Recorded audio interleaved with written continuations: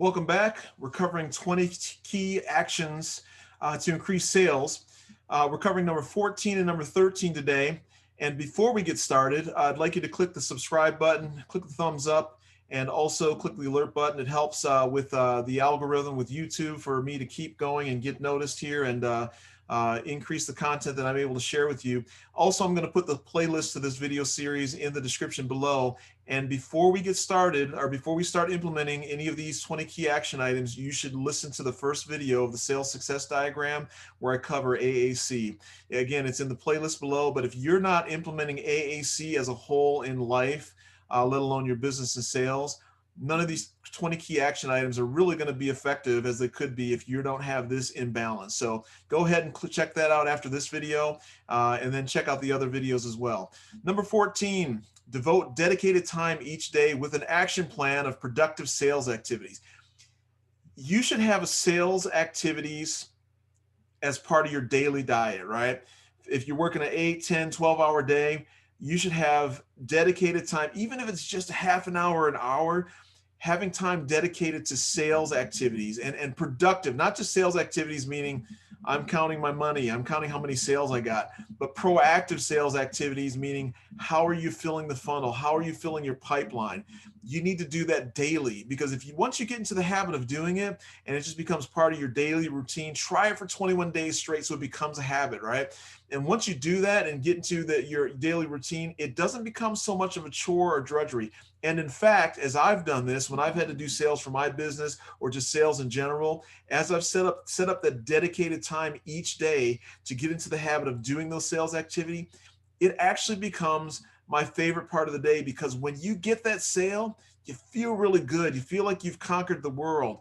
And then you want to go on and get the next one. And part of becoming better at sales is doing it consistently, because it forces you to know your product and your service. It forces you to actually practice your pitch, your elevator pitch, after you've put together your pitch deck and you know your product and service. I guarantee you, if you set aside productive sales activities, meaning you're being assertive and proactive in terms of filling your pipeline and talking to people, whatever that looks like via email, but doing something productive and proactive, you'll enjoy life. And do it for 21 days straight. It'll become a habit and you'll actually start to enjoy it.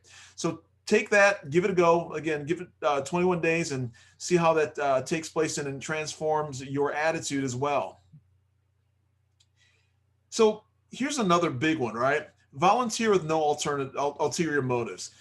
There's so many opportunities, especially in the times that we're living in, for you to volunteer.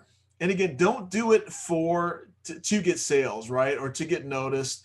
You should do it because it's just a good thing to do as a human, right? It makes you feel better about yourself, but it also is helping other people, right? And even if you don't say anything about your business, eventually it's going to come to light. I promise you, because you're going to be talking to people, you're going to be helping people out. They're going to ask what you do, why, and ultimately you don't have to sell them then. You're just developing natural relationships.